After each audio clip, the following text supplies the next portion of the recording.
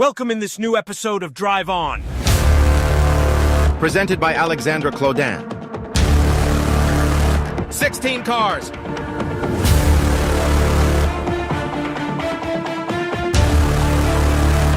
Eight will go to the final.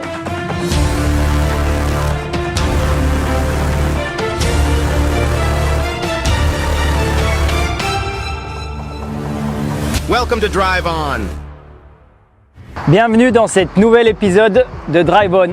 On se rapproche de plus en plus de la finale et on a encore deux voitures complètement différentes qui vont se battre pour accéder à la finale. Aujourd'hui, on a un nouveau parcours, encore une fois, et on va voir laquelle de ces deux voitures sera la plus rapide sur un parcours d'agilité en premier temps, de vitesse et un peu de maniabilité. C'est parti pour le premier fight. Pierre, feuille, ciseaux. Celui qui gagne choisit s'il a envie de passer en premier ou en deuxième. C'est parti. 1, 2, 3. Oui, bah, je vais passer en premier alors. Tu passes en premier? Eh ben allez, c'est parti pour la Mustang.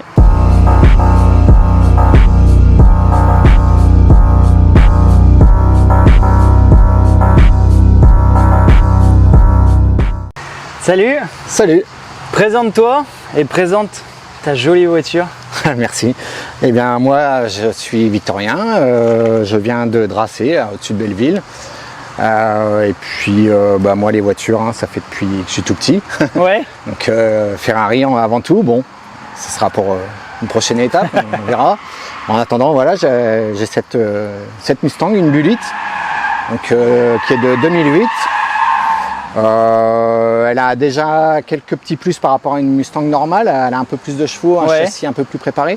Et celle-ci elle a encore un peu plus de chevaux, c'est-à-dire qu'on est à 360 et une ligne d'échappement, la full inox d'un bout à l'autre. Et puis rabaissée. Et qu'est-ce qu'elle a Rabaissée. Un petit peu, C'est rare ça. Un peu plus rabaissé, ouais. Ce qui fait que ça Il la rend. n'y a pas beaucoup de personnes qui ont des voitures américaines qui ont tendance à les rabaisser. Ouais, et bah celle-ci, Ça doit lui gagner quand même un peu en stabilité, performance, ouais. en stabilité. Ouais. Oui, et puis c'est flagrant parce que j'ai un ami qui a aussi une Mustang comme moi et en gros on peut passer très facilement la main sous la sienne alors que la mienne c'est déjà un peu plus... Et petite question, tu l'as rabaissé, c'est-à-dire que tu as mis des nouvelles suspensions, comment tu as fait? Alors c'était livré comme ça. Ok. En fait cette voiture-là, je pense qu'à la base les gens qui l'avaient, elle vient de Houston, ils faisaient un peu de run avec. Ce phénomène des runs est directement importé des États-Unis. Donc je pense qu'ils l'avaient déjà préparé pour ça. C'est un peu là. Est-ce que vous avez quand même entendu, ça fait un peu rêver, la voiture elle vient d'Houston. Houston c'est au Texas. Donc là on est sur une vraie américaine quoi. Et c'est un modèle qui est assez connu. On l'a connu dans le film avec la vieille Mustang, si je ne me trompe pas, de 68. C'est ça. Qui faisait la course avec une Dodge Charger de 68 également. Et bah, c'est sa petite sœur. Tout à fait. Et ils ne sont pas ratés quand ils ont fait ce modèle. Elle a une couleur qui est exceptionnelle. Et c'est un beau modèle. Voilà, Dark Island Green, donc sans logo, une planche de bord spécifique. Le Power, ça a été rajouté par le propriétaire d'avant, qui est beaucoup plus précis. Et puis voilà, donc, tous les codes de la Bullitt.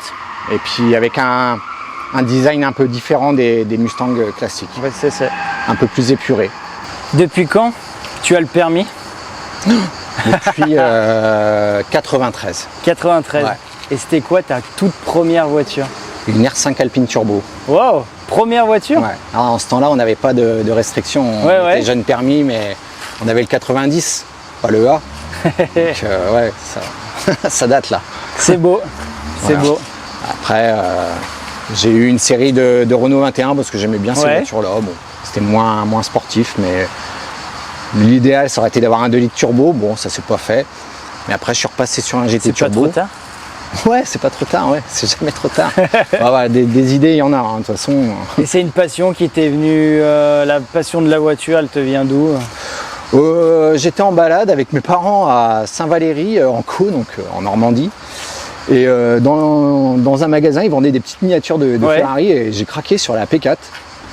Et ça a été ma première miniature, ma première Ferrari. Après, j'en ai acheté des miniatures, j'en ai acheté des tonnes et des tonnes. Et puis bah voilà, c'était parti à fond sur ça. Mais bon, ça a toujours été, j'ai eu les majorettes, tout petit, j'ai eu les camions de pompiers, etc. Les majokits, comme on appelait ça à l'époque.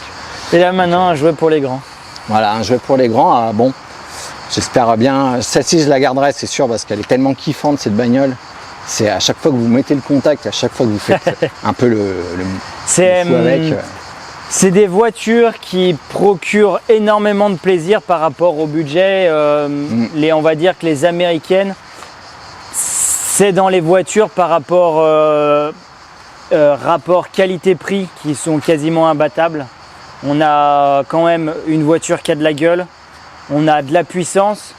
C'est pas les voitures qui ont les meilleures tenues de route, mais on peut être vraiment très surpris quand même. Après, c'est des vraies voitures. C'est que ça se conduit comme des anciennes voitures. Donc, quand on est passionné de voitures, on aime la conduite des américaines. C'est ça, c'est ça. Et aujourd'hui, tu t'attendais à quoi en venant ici ? Je me suis dit, avec le poids, ça va être peut-être compliqué. Quand j'ai vu le circuit qui était quand même un peu petit, ouais.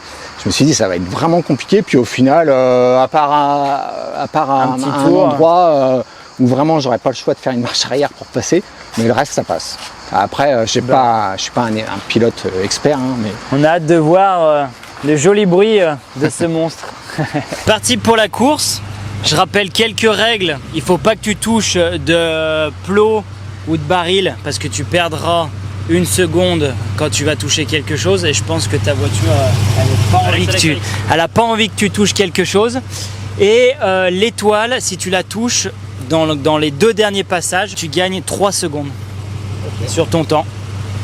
il y a combien de passages? Tu fais un passage. Un passage chronométré.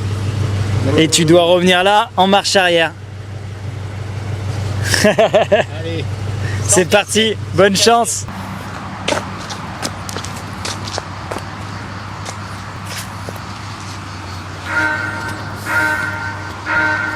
C'est parti pour la course de la Mustang.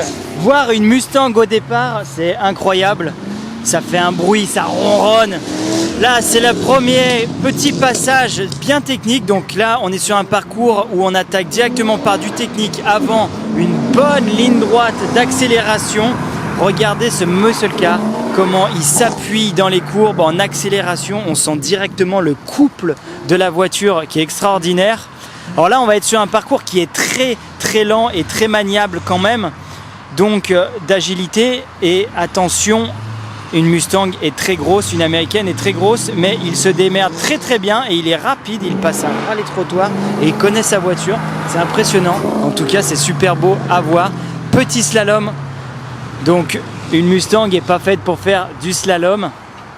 Et là c'est très très étroit, attention, petite marche arrière, mais il peut gagner énormément de temps sur la ligne de fin parce qu'on peut gagner du temps avec l'étoile. Est-ce qu'il va aller la toucher? Il ne prend pas la décision de la toucher. On pouvait gagner 3 secondes, mais on peut être plus rapide aussi. Et là, quelque chose de spécial parce qu'il va falloir qu'il rentre en marche arrière dans sa zone de départ.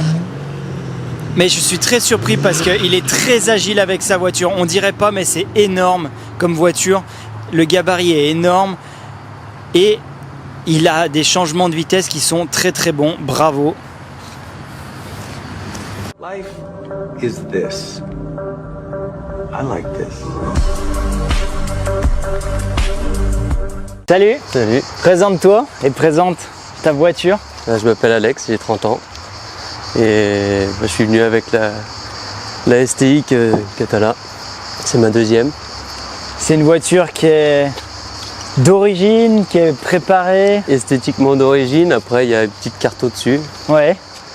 donc plus ou moins 380 chevaux. 380 chevaux. Vous êtes satellisé. Ça commence à faire quand même sur la route. Hein. C'est En vrai, 4 roues motrices. Autant vous dire que je pense que tu t'amuses. il y a de quoi, ouais, il y a de quoi. Surtout les routes vers chez moi dans le Beaujolais. Ouais. C'est une voiture qui peut-être paye pas de mine un peu pour le commun du mortel. C'est ça. Mais je pense que c'est une voiture, une des voitures qui a les plus grosses capacités de grip et en route de montagne. Elle a fait ses preuves en rallye. On n'a plus besoin de le dire. Et je pense que c'est une voiture qui a fait rêver beaucoup de monde quand on était petit. On l'a forcément conduit dans un jeu vidéo. Même moi. Très belle voiture. J'espère peut-être un jour moi-même en avoir une. Merci. Dis-moi, depuis combien de temps tu as le permis? J'ai eu mon permis en 2012. Et c'était quoi ta toute première voiture?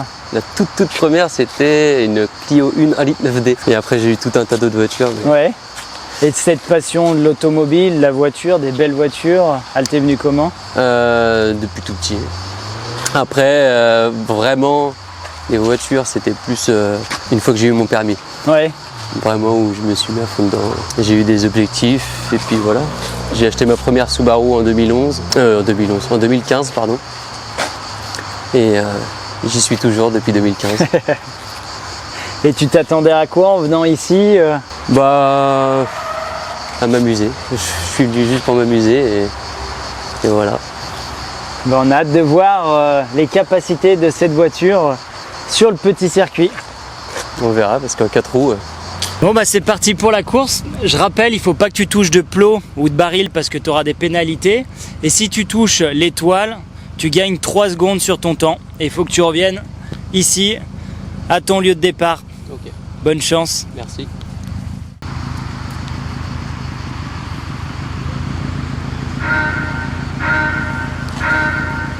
C'est parti pour la course de la Soub. Alors là, on va avoir un départ 4 roues motrices directement, ça envoie directement le pâté, mais attention, au début c'est très lent. Par contre, on enchaîne directement sur des virages. Une Subaru, c'est fait pour ça. Ça peut prendre de la vitesse et en plus de ça, ça drift. Je rappelle qu'on est en 4 roues motrices. Donc drifter en 4 roues motrices, c'est pas la même chose, c'est beaucoup plus compliqué. Mais là, il y met du rythme. Ça fait un bruit incroyable. On sent même l'odeur du rallye au bord de la piste. Ça a de la gueule cette voiture. Et là, c'est reparti pour la zone où potentiellement il peut aller chercher l'étoile pour gagner des secondes. Est-ce qu'il va le faire? Il est allé la chercher, mais il ne l'a pas touché. Le slalom, cette voiture est faite pour. Elle est très rapide. Attention, les trottoirs sont très près. On est sur un parcours d'agilité. Donc, il faut faire attention parce que c'est très petit. Et on veut voir ici, pas forcément de la vitesse, mais si le pilote connaît sa voiture. Et là, la zone finale, on doit rentrer dans sa case de départ. Comment il va arranger ça? Marche arrière, comme un gant, et c'est reparti. Nous allons avoir le chrono. Merci à vous deux d'avoir fait cette course. Honnêtement, les deux voitures, de les voir en mode course, ça fait vraiment plaisir. Et quand on est au bord de la piste, on a le sourire. J'ai été très surpris de comment tu connais ta voiture. Honnêtement, par rapport à un parcours aussi petit, tu arrives à avoir des changements de rapport de vitesse qui étaient très rapides. Les trottoirs, tu les as rasés. Il y a même des moments, j'ai cru que tu allais les toucher, mais non, nickel. Tu as fait un temps de 1,27. Toi, ta Subaru, elle est taillée pour ce genre de course, même si elle en demande 1000 fois plus. Mais le départ, ça limite directement fumé au départ. Tu nous as même offert un drift là-bas. Tu fais un temps de 1,17. Donc bravo. On se voit en finale. Merci. Bravo à toi. Merci. Félicitations. Bravo à toi Merci, Alexandre. et merci pour le plaisir que tu nous as donné de venir avec ta voiture. Partagez. Salut. Bye.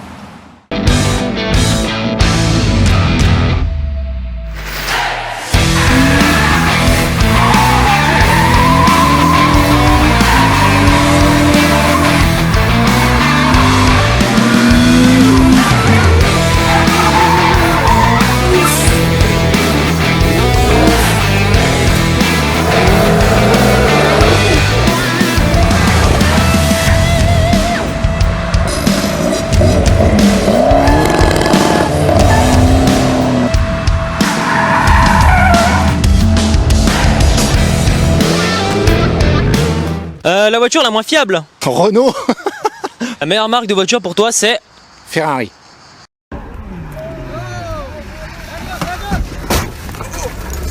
Tu mets dans ton rétro les... R8.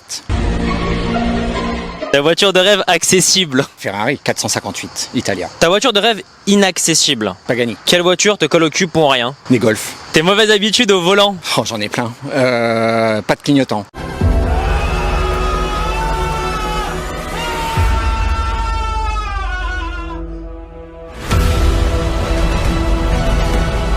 La voiture la plus surcotée. Oh, je vais pas me faire chier, R8. Ça c'est pour Will ça. Les voitures qui n'ont rien à perdre sur la route sont des... Renault. Vous dites tout ça de toute façon. La voiture la plus sous-cotée. Les breaks RS. RS4, RS6. Voilà, ouais. La voiture que tu laisserais d'origine. Celle-ci. La voiture que tu modifierais obligatoirement. Une Cox. Nossa Senhora. La meilleure marque de voiture pour toi c'est... Subaru.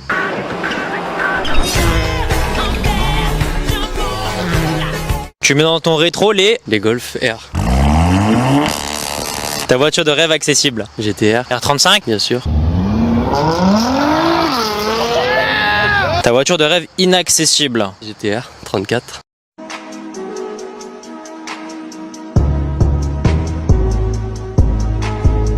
Quelle voiture te colle au cul pour rien? Golf R. Tes mauvaises habitudes au volant. La vitesse peut-être. 163, 163, une Seat, Ibiza ou Léon. La voiture la plus surcotée. La Mustang de mon adversaire. Les voitures qui n'ont rien à perdre sur la route sont des... Clio. La voiture la moins fiable. Les Renault. Y a pas d'autre réponse possible apparemment. La voiture la plus sous-cotée. Peut-être Subaru. La voiture que tu laisserais d'origine. GTR 34. La voiture que tu modifierais obligatoirement. Bah la GTR 35. Il jongle entre les deux, c'est bien.